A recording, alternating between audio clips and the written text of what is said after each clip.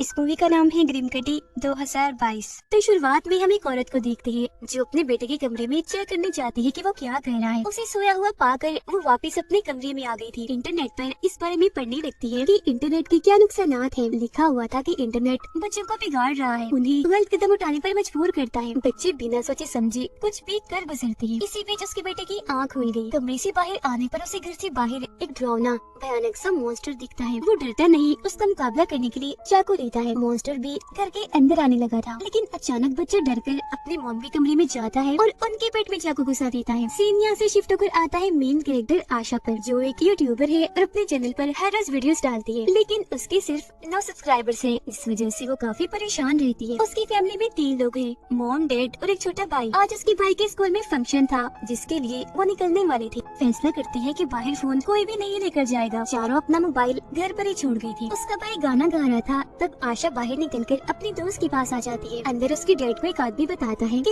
Internet पर एक monster का बहुत चर्चा है कि वो बच्चों को नजर आता है और मजबूर करता है खुद को नुकसान पहुंचाने के लिए। इस चक्कर में एक बच्चे ने अपने मुंह पर ही चाकू से हमला कर दिया। आशा अपनी दोस्त के मोबाइल से देखती है कि उसके वीडियोस पर व्यूज अभी भी नहीं आ रहे। बस एक कमेंट आया है वाव का, जो उसके क्लासमेट का ही है। आशा की दोस्त बताती है कि वो लड़की काफी अजीब है, ना जाने उसका वाव का क्या मतलब हो सकता है। आशा के डैड बाहर आते हैं, उसे मोबाइल इस्तेमाल करते हुए देखकर नाराज होते हुए समझाने लगती है कि बेटा, ये जो तुम्हारी उम्र है ना, ये तुम्हें दोबारा नहीं मिलनी, इसे जाया मत करो। जिसके बाद ये फैमिली अपने घर आ जाती है। आशा की मॉम देखती है कि उसने अपनी आईडी पर टेंशन, डिप्रेशन जैसी चीजों की पोस्ट डाली हुई है। उसकी डैड भी इस तरह की चीजों के बारे में पढ़ती है, जो देख वो परेशान हो गई। तभी आशा की मॉम डैड दोनों के पास उस मॉन्स्टर की तस्वीर आती है, जो बच्चों को गलत काम करने पर मजबूर करता है। देखने में काफी भयानक था। इस वजह से दोनों अपने बच्चों को पास बिठाकर समझाते हैं कि इंटरनेट पर आजकल एक मॉन्स्टर की बातें बहुत ज्यादा फैली हुई है, जो बच्चों को नजर आकर गलत काम करने पर मजबूर करता है। ये ऑनलाइन आपको कहीं भी मिल सकता है, तो जरा ध्यान रखिएगा, इंटरनेट से दूर रहिए जितना हो सके। इसके बाद आशा अपने दोस्तों की वीडियोस देख रही थी, जो उसे मॉन्स्टर के बारे में ये बात कर रहे थे, जिसका नाम ग्रिम कटी है। तब आशा भी मैसेज करती है कि हाँ, मुझे भी आज ही पता चला है इस बारे में। अब उसकी मॉम डैड की परेशानी बढ़ गई थी इंटरनेट को लेकर, क्योंकि उन्हें पता चला कि एक बच्चे ने अपना हाथ काटने की कोशिश की। वो जल्दी से इंटरनेट पर सर्च करने लगती है ग्रिम कटी, और उनके इसी डर के साथ उनके घर के बाहर कोई आ गया। अगले ही पल आशा को भी अपने घर ग्रिम कटी दिख जाता है। वो काफी डर गई, जोर से चिल्लाती है। उसकी चीख सुनकर डैड आकर उसे संभालती है। इनके घर पर भी पुलिस आती है। आशा उन्हें बताती है कि मैंने भी ग्रिम कटी को देखा, काफी लंबा था वो, लाल लाल आंखें, बड़े बड़े दांत, बिल्कुल इस तस्वीर जैसा, बहुत डरावना लग रहा था। ये सुनकर ऑफिसर कहता है कि शहर में हर तरफ से मुझे इस तरह की खबरें आ रही है, और मेरा नहीं ख्याल ये मॉन्स्टर वगैरह कुछ हो सकता है। क्या पता कोई ग्रुप तुम्हारे समेत बाकियों के साथ मजाक कर रहा हो। आशा के जाने के बाद ऑफिसर उसके मॉम डैड को कहता है कि मेरा ख्याल है सारे बच्चे झूठ बोल रहे हैं, ग्रिम कटी के बारे में अफवाहें हैं, जो शायद बच्चों को इसलिए नजर आ रहा है क्योंकि सबने इंटरनेट को अपने ज़हन पर सवार कर लिया है। ये सुनकर उसके डैड गुस्से में आ गई। कमरे में जाकर आशा का लैपटॉप और मोबाइल ले लेते हैं। सुबह जब उसकी आँख खुलती है तो उसके मॉम डैड का कहना था कि हम कोशिश कर रही है कि कुछ ऐसा हो, हम चारों मोबाइल लैपटॉप से दूर रहे, इंटरनेट इस्तेमाल ही न करे, कम से कम 1 हफ्ता। वो फिर अपने बच्चों को एक सेफ बॉक्स दिखाती है, जिसमें बिक्री से बनी चीजें रखी जाती है। ये देखकर आशा के भाई को ये चीज कोई गेम लगी, तो वो जल्दी से अपना मोबाइल और लैपटॉप लाकर सेफ बॉक्स में रख देता है। आशा नहीं मानती। तब उसकी मॉम समझाती है कि जब से तुम यूट्यूबर बनी हो, परेशान रहने लगी हो, जितना तुम इन चीजों से दूर रहोगी ठीक हो जाओगी। वो जवाब देती है कि मैं कोई हेलुसिनेट नहीं कर रही थी, सच में ग्रिम कटी को देखा है मैंने। हेलुसिनेट इन्हें जो चीज हुई भी ना हो वो नजर आई। पर उसके डैड नहीं सुनती, उसका मोबाइल छीनने लगती है। जिस बीच आशा को दोबारा ग्रिम कटी दिख जाता है। वो डर गई, चीख मार देती है, फौरन वहाँ से चली जाती है। अपने भाई के पास आकर कहती है, ड्रामेबाज, मेरे सामने नाटक मत करना, मुझे पता है इंटरनेट इस्तेमाल करने के लिए तुमने इंतजाम किया होगा, निकालो अपना दूसरा लैपटॉप। उसके भाई ने सच में अपना दूसरा लैपटॉप छुपाया हुआ था, जिसमें अभी दोनों ग्रिम कटी के बारे में सर्च करने लगती है। लेकिन उनके डैड काफी चालाक निकले, वाईफाई के तारे ही निकाल देते हैं। सबके सोने के बाद आशा सेफ बॉक्स को खोलने की कोशिश करती है, जो लॉक था, चाकू से खोल भी लेती है। अपना मोबाइल निकाल कर चेक करती है तो उसकी क्लासमेट के 2 मैसेजेस आए हुए थे। आशा उसे वीडियो कॉल करती है, बता रही थी कि मैंने भी ग्रिम कटी को देखा। लेकिन तब तक यहाँ उसकी मॉम डैड आ गई, जिन्हें देखकर आशा अपने कमरे में भाग जाती है। उसके डैड को पता चल गया कि सेफ बॉक्स में से आशा ने अपना मोबाइल चुरा लिया है। वो उसके कमरे में जाते हैं, पर आशा तो मोबाइल लेकर वहाँ से बाहर आ गई थी। क्लासमेट अपनी दोस्त को भी वीडियो कॉल में शामिल कर लेती है। उसका कहना था कि एक और लड़की ने खुद को काट लिया है ग्रिम कटी की वजह से। क्लासमेट बोलती है, अच्छा सुनो मेरी बात, अभी मैं जा रही हूँ, लेकिन कल छुट्टी मत करना, जरूर आना स्कूल। इसी के साथ आशा को अपने गैराज में ग्रिम कटी दिखता है। डर कर वो भागी, तब ग्रिम कटी भी उसका पीछे करने लगता है। आशा का हाथ पकड़ के वो कट मार देता है। वो भी चाकू से उस पर हमला करके दरवाजा बंद कर देती है। तभी उसकी मॉम डैड आ गई। उन्हें लगता है कि आशा ने खुद अपना हाथ काटा। डांट कर हाथ पर कपड़ा रखती है। चोट लगी थी इसीलिए आशा को कल स्कूल जाने से मना कर देती है। वो बहाना बनाती है कि टेस्ट है कल, छुट्टी नहीं कर सकती, पर बहाना काम नहीं आया। उसके डैड मना कर देते हैं। आशा फिर कहती है कि मैं भला खुद को चोट क्यों पहुंचाऊंगी, और अगर आप चाहते हैं कि सब ठीक हो जाए मुझे स्कूल जाने दीजिए प्लीज। उसकी मॉम आशा को समझती है और कहती है कि ठीक है बेटा, चली जाना स्कूल। स्कूल में बहुत ही कम बच्चे आए हुए थे शहर में चल रहे इन हालात की वजह से। आशा वॉशरूम में उस क्लासमेट से मिलती है। वो कहती है मेरे पास में मोबाइल नहीं है, मेरे मॉम डैड ने भी लेकर सेफ बॉक्स में रख दिया है। दोनों इस बारे में बात करने लगे कि आखिर हमारे मॉम डैड को सेफ बॉक्स का कहाँ से पता चला, कहाँ से इस बारे में पढ़ा होगा। खैर दोनों यहाँ से निकलकर अपने क्लासमेट के घर जाती है जो बहुत अमीर है और उसके घर में पार्टी चल रही थी। वो यहाँ इंटरनेट इस्तेमाल करने आई थी क्योंकि उसके मॉम डैड घर पर नहीं थे। वो अमीर लड़का भी मान जाता है कि कोई बात नहीं, अगर तुम्हारे पास मोबाइल नहीं है तो मेरा मोबाइल लैपटॉप जो दिन चाहे इस्तेमाल कर सकती हूँ। अब पार्टी में एक लड़का वीडियो बनाता है जिसमें वो चाकू लेकर एक्टिंग कर रहा था कि ग्रीम कटी ने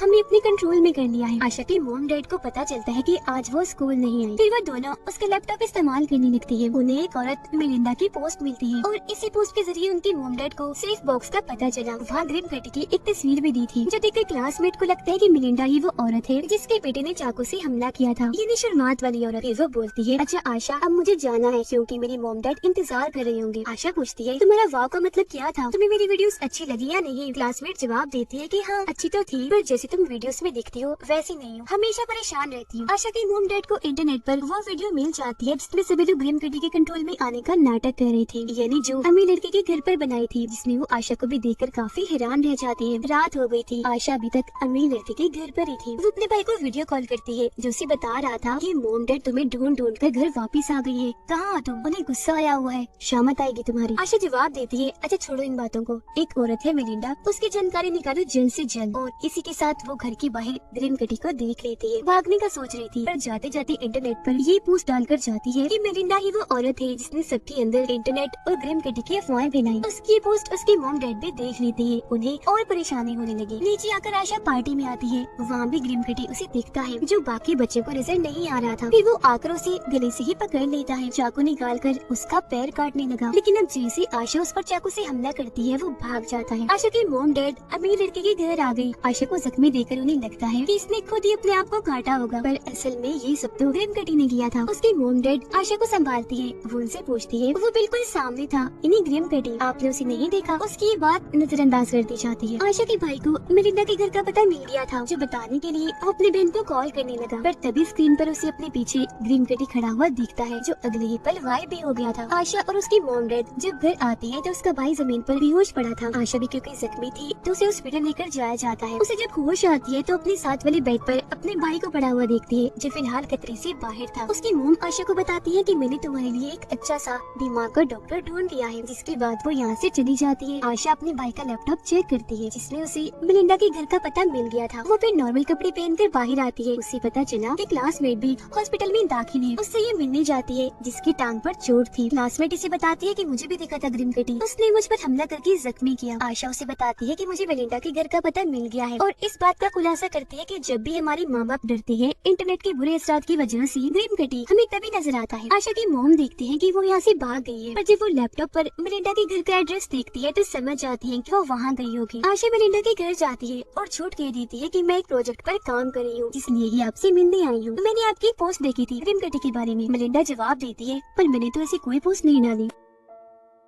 आशा डायरेक्ट ही उससे पूछ लेती है, क्या आप वही हैं जिसके बच्चे ने अपनी ही मॉम पर चाकू से वार कर दिया था। वो बोले कि हाँ, मेरी फैमिली में हो गया था इस तरह का मसला, लेकिन अब सब ठीक है। आशा पूछने लगती है कि आपको सच में नहीं पता कि बाहर की दुनिया में क्या चल रहा है, ग्रीम कटी, सेफ बॉक्स, इस तरह की चीजों के बारे में। आपकी उन पोस्ट पर लोग आंख बंद करके भरोसा करते हैं, पर वो उसकी बातों को नजरअंदाज करके आशा को वहाँ से जाने का कहती है और खुद भी अंदर चली जाती है। आशा पे डस्टबिन चेक करती है जिसपे उसे मेलिंडा का लैपटॉप, टैब, मोबाइल फेंका हुआ मिलता है। वो अब चुपके से घर के अंदर घुस आई। मेलिंडा के बेटे के कमरे में जाने लगती है, जिसके दरवाजे पर बड़े बड़े लॉक्स लगाए हुए थे। अंदर आने पर उसे मेलिंडा का बेटा मिलता है, जो नॉर्मल हालत में तो बिल्कुल भी नहीं था, बल्कि काफी डरा सहमा जमीन पर पड़ा था। और तभी इधर मेलिंडा आ जाती है गन लेकर बाहर। तब तक आशा की मॉम भी आ जाती है, जिनसे मेलिंडा आकर मिलती है। आशा अपनी मॉम को बताती है कि इसके पास गन है और ये अपने बेटे को कमरे में बंद करके रखती है, पर वो उसकी बातों का यकीन नहीं करती, क्योंकि जानती थी कि मेरी बेटी आशा हेलुसिनेट करती है हमेशा। उसे थप्पड़ मारकर वहाँ से ले जाने लगती है। गाड़ी में जब दोनों बैठी थी तो तभी वहाँ ग्रिम कटी आ जाता है, क्योंकि आशा की मॉम को उस पर काफी गुस्सा था। पर जब वो अपना गुस्सा गाड़ी की खिड़की तोड़ के निकालती है तो ग्रिम कटी वहाँ से गायब हो जाता है। और अब उसकी मॉम मेलिंडा के घर वापस आकर कहती है कि मेरी बेटी आशा झूठी नहीं है, वैसे कहाँ है तुम्हारा बेटा। जो कहकर वो घर के अंदर आ जाती है। कहती है कि ग्रिम कटी की अफवाह तुमने ही उड़ाई है, जिस वजह से मुझे और बाकी लोगों को न जाने क्या क्या सहना पड़ा। तो मुझे सारी सच्चाई बता दो, मैं चले जाऊंगी यहाँ से। मेलिंडा बताती है मैं खुद नहीं जानती कि ग्रिम कटी आया कहाँ से। मैंने एक दिन देखा कि मेरा बेटा खुद को ही काट रहा है, बस उसको बचाने के लिए मैंने उसे ला करके रखा हुआ है। ये बताते हुए जैसे ही वो डरती है, ग्रिम कटी उसके बेटे के पास पहुँच गया। आशा की मॉम जल्दी से उसके बेटे के पास जाती है, जो हवा में लटका हुआ था, क्योंकि ग्रिम कटी ने उसे गर्दन से पकड़ के हवा में लटकाया हुआ था, पर वो आशा के मॉम को नहीं दिख रहा था। मेलिंडा फिर गन लेकर आती है, लेकिन उसका बेटा दोबारा से उस पर चाकू से वार करता है, जिससे वो नीचे गिर जाती है। चाकू से वार उसने अपनी मॉम को शांत करने के लिए किया था। अब आशा और उसकी मॉम मेलिंडा के बेटे को हॉस्पिटल लेकर जाती है। उसकी मॉम आशा को मनाती है, प्यार करती है, क्योंकि अब उन्हें यकीन हो गया था कि आशा सच कह रही है, ग्रिम कटी सच में है जो ये सब करता है और ये बात अफवाह नहीं है। क्लासमेट की दोस्त आशा को बताती है कि क्लासमेट की हालत काफी खराब है, शायद वो बेचारी बच न पाए। आशा की मॉम उसके डैड को बताती है कि हमारे बच्चे सही है, वो सच बोल रहे हैं, उन्हें कोई दिमागी मसला नहीं है। फिर तभी इधर पुलिस आकर आशा की मॉम को ले जाती है, मेलिंडा और उसके बच्चे के बारे में छानबीन करने के लिए। आशा का भाई जब हॉस्पिटल के हॉल में खड़ा था तो उसे वहाँ ग्रिम कटी दिखता है, जिसे देख जैसे वो वहाँ से भागता है, आशा उसे पकड़कर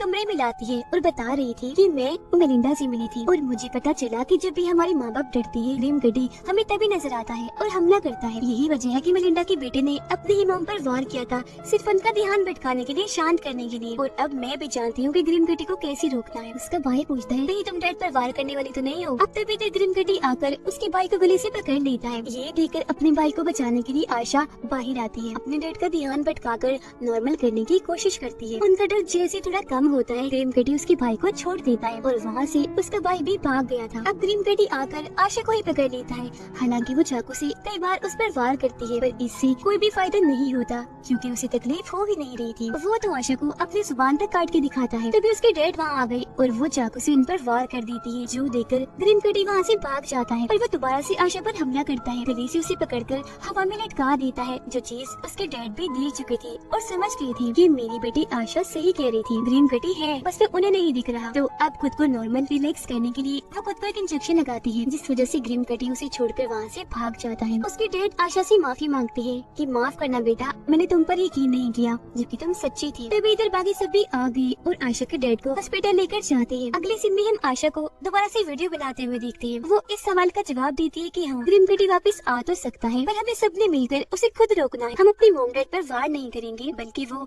रिलैक्स खुश रहेंगे। फिर उसके डैड, क्लासमेट और मेलिंडा के बेटे की हालत में भी सुधार आने लगा, मतलब सब कुछ नॉर्मल होता जा रहा था। आखिर में वो कहती है कि बेशक आ जाए ग्रिम कटी, हम भी तैयार हैं उस शैतान का सामना करने के लिए। और इसी के साथ ही कहानी इधर ही खत्म हो जाती है।